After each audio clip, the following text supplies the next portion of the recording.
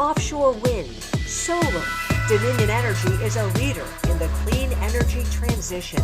We're dedicated to providing reliable, affordable, safe, and clean energy as we support and invest in our communities. Dominion Energy is building a clean energy future. Actions speak louder.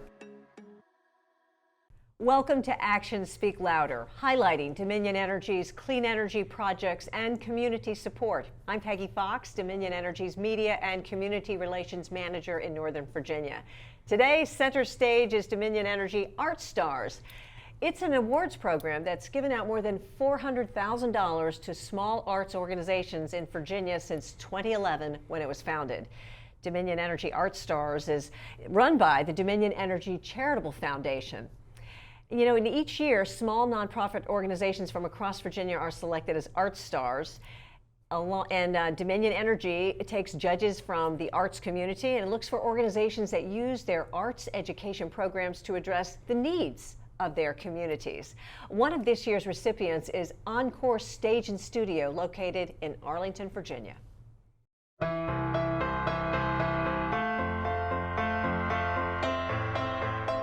Encore Stage and Studio has introduced hundreds of thousands of young people to theater, on stage, backstage, in the classroom, and in the audience.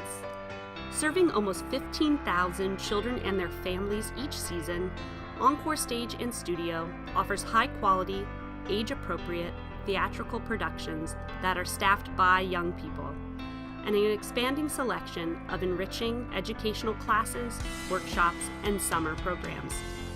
Participating in live theater builds teamwork, leadership, creativity, literacy, problem-solving skills, as well as self-confidence. Encore provides a stage where students can use their creativity to discover their potential. We are more than just an arts education program. We are a producing theater company that puts the process of creating theater into the hands of young people. We believe that the strength and variety of our programs sets us apart, and so does our work in the community. We are instilling and refining important traits that equip our participants to be successful adults in whatever they pursue. Theater by kids, for kids.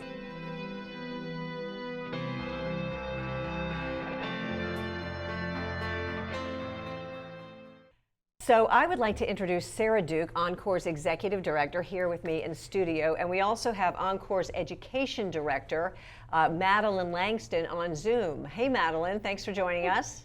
Hello, thank you for having us. One of the really exciting projects you've done in the past, recently, in the past few years, is called Flip the Script, the Flip the Script program. Tell us a little bit about what that is, Madeline. Well, thank you. Flip the Script was a program that came out of a call from Arlington County's community. It was a community-wide effort to examine and promote the African American voices that we don't readily hear about. So it was called Changing the Narrative. And that's how this program began with Encore. And I understand you named the play, there was a play written, and you named it The Day Nothing Happened. Can you tell us about that name? Yes, it was interesting as we first came up with the program, and it was brought to our attention about the integration and desegregation of Stratford Junior High School. And in researching, we found the day after the event happened, the newspaper said it was a day that nothing happened. So it seemed appropriate to name our piece The Day Nothing Happened, since we followed a lot of the historical events surrounding that change in Virginia, in Arlington specifically. And Stratford was the first school in Virginia integrated, correct?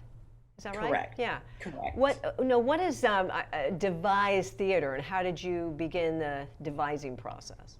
So when we thought of this project, it's like, how do we begin? What do we do? I mean, you'll have some new actors. We'll have some actors that have more experience on the stage. And so there is a book that is called moment work, and it was created by Teutonic Theater Company, those who created the Laramie Project.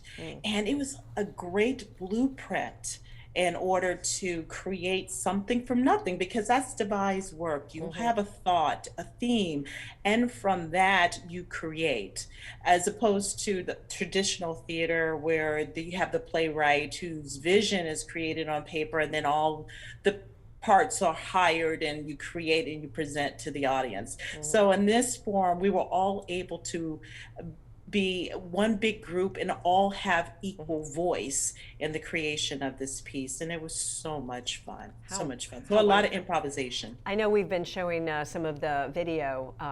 You made a video of it, and we've been showing some of that. But I know Sarah and I already talked about this prior, and you said that you have done a video and have put out a curriculum for schools to look at this and study. You know, it's really special. With COVID, we had to think and reimagine, right? Just like everyone had to. And so we took our script of the day that nothing happened and we reconfigured it for SOL curriculum for 4th, 5th, and 6th grade students. So we repackaged it and filmed it. So it's ready to go to elementary schools that can be integrated into their social studies curriculum. And we created a complimentary curriculum package and resource guide that teachers can use. So we're really excited that the piece gets to live on and continue. Yes. And we're really hopeful that we'll be returning to in-person touring as well. Oh, that is so wonderful.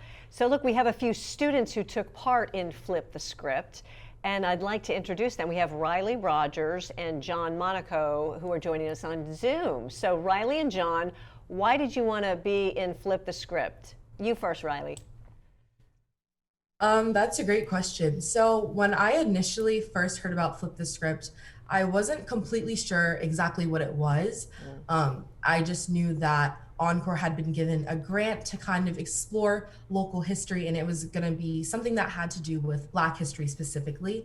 And although I didn't know exactly what that entailed, I knew that it was combining two of my greatest passions, theater and acting, and then also activism and, you know, learning about Black history. So I just knew that that was something I had to be a part of. And even though I wasn't exactly sure what that meant, I just knew it was going to be something really important and something very impactful. So that's the reason why I decided to join Flip the Script. And John, how about you? Why did you want to do it? Well, originally, I joined Flip the Script from, well, a couple years ago. My mom told me about Flip the Script, and we went to go see it at the theater, and I really liked it because it educated the audience and it wasn't just for entertainment. Like, I left that theater knowing that I learned more about the history of Arlington, Virginia, and how the schools were desegregated. And a couple, like 1.5 years later, I received an email from Madeline Langston about the audition for the Flip the Script adaptation. Yeah. And I was interested about that. So I auditioned for it and I got in to do it, and I played the part as Charlie. And I'd say it was my favorite production that I've ever been in. Wow, that's great. Hey, John, so in the day nothing happened, the present day students discussed whether society has changed since the 1950s. Do you think things have changed? Why or why not? Well, I do think a lot of things have changed, but a lot of things have still stayed the same. Like now, present day, we have in Arlington public schools, I do feel that, like in North Arlington and South Arlington, I do feel that it's still pretty segregated from North Arlington. Like if you were to step foot in Yorktown, you'd think that Arlington Public Schools is all white. While if you step foot in Wakefield, you'd think Arlington Public Schools is all African American and Hispanic. And I think that it should be more diverse, and we still have a long way to go. Riley, in the day that nothing happened, it's a fictional retelling of a historical event. Why did the co-creators add fictional elements to a historical event? Yeah, so just to echo a little bit of what Madeline kind of introduced before, The Day That Nothing Happened was a fictional adaptation of the integration of the first school in Virginia, which was Stratford Junior High. And the first 4 students to integrate were Ronald Deskins, Michael Brown, Gloria Thompson, and Lance Newman. And we actually were able to meet with some of the first individuals who did integrate, and we decided to kind of employ the use of fictional elements to kind of bridge a gap between events of the past and also our experiences as a Black ensemble and Black students in our present day, just to kind of show like what has changed and compare and contrast what stayed the same, what's changed, what's different. And I think that that was our opportunity to kind of blend together things that we've faced as Black students in predominantly white spaces, specifically predominantly white institutions that we're a part of, and just showing kind of how our experiences aren't so different, or how, you know, we've had more opportunities than those first four individuals had. So yeah, it was just our chance to kind of blend our experiences with that historical event. In the play, the students who integrated Stratford are identified by colors: black, red, green, and yellow. What's the significance of using the colors, and why not give the characters names? So that's something that we actually worked a lot with in our devising process. We did an improv exercise where Madeline basically just told us, imagine you were one of the first students to integrate. What are your first reactions? What are your first emotional responses? Just go off of that and kind of improv a scene, and let's see how it works.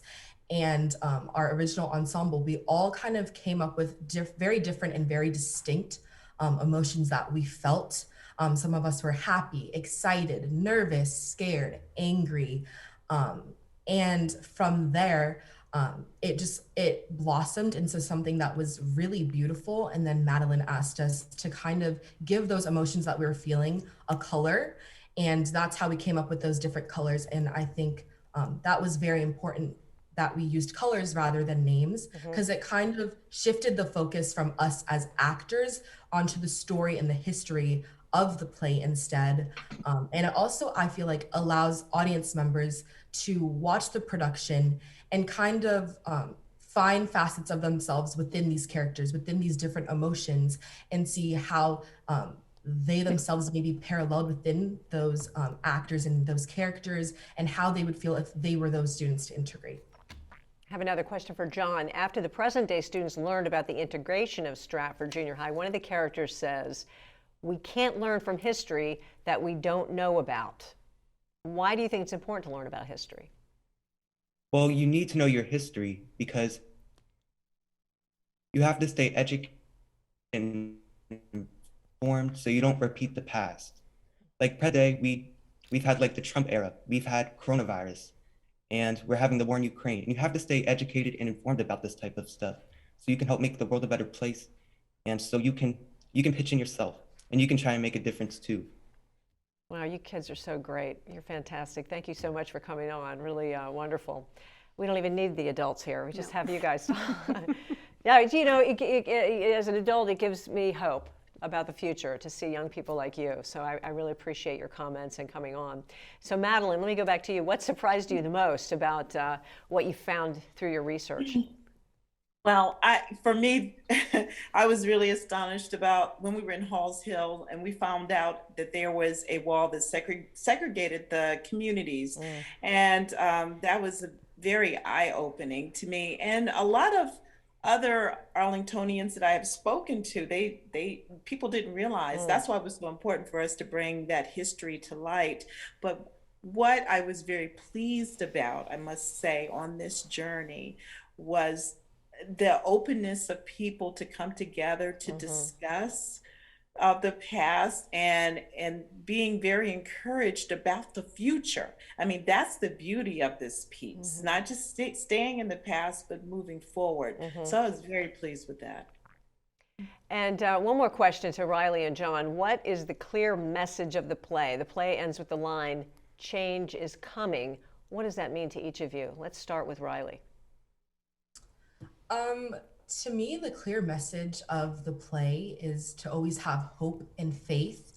And to me, the line "change is coming" kind of signifies that, you know, we're working towards a world and a society where we can live without divisions and boundaries that divide us as people, and that eventually one day we'll reach a state where, you know, we can all live in harmony and we can all have equality and equity.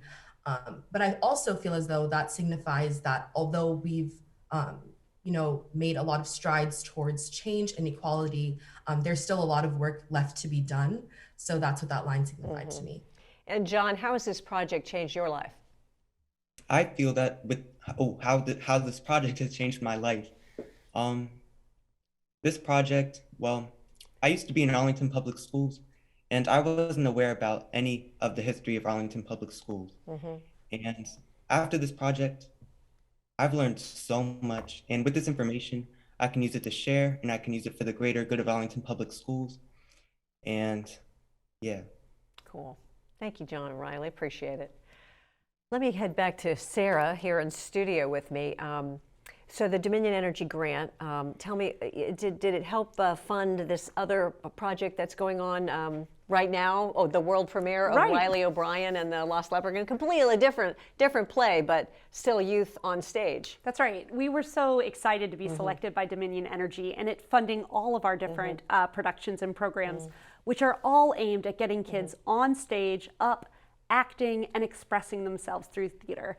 So Riley O'Brien and the Lost Leprechaun is a world premiere. It's never been seen before. And so the students in our play have originated their roles and they're sharing their art with the world. And it's perfect for St. Patrick's Day. Well, I got to attend your dress rehearsal before the world premiere, and here's a short look.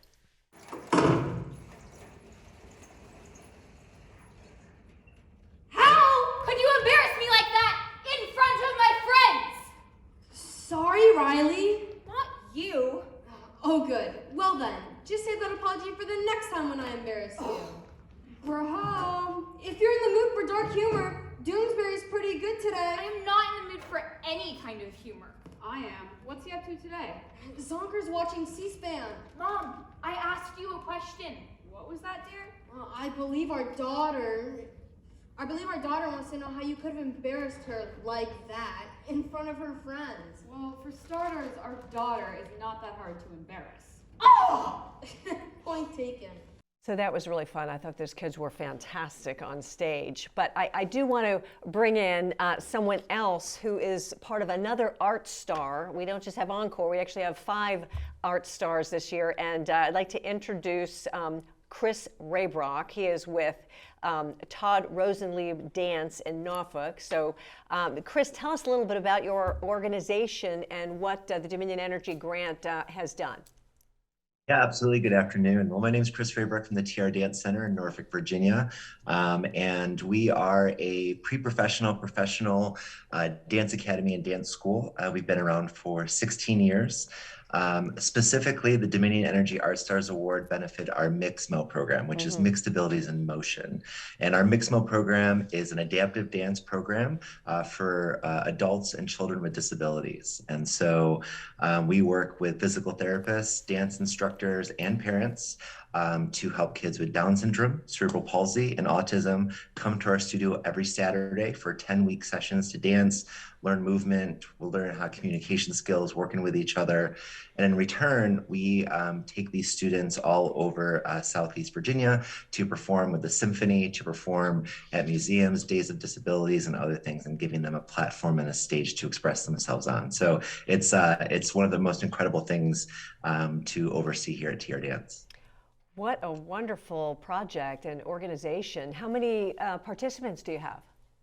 Currently, for our spring session, we have 26 students, and some of those students have been with us the entire 11 years the MIXMO program has been going on, and so it's been very wonderful to see them. And every time we do 10-week sessions, and we have physical therapists that come from CKHD who will then assess those students, everything from communication, movement, agility, and actually share those with parents and their homeschool instructors. And so it's really a really great program to allow the students to have some social interaction in a non-traditional environment where next door there is professional ballet rehearsals going on.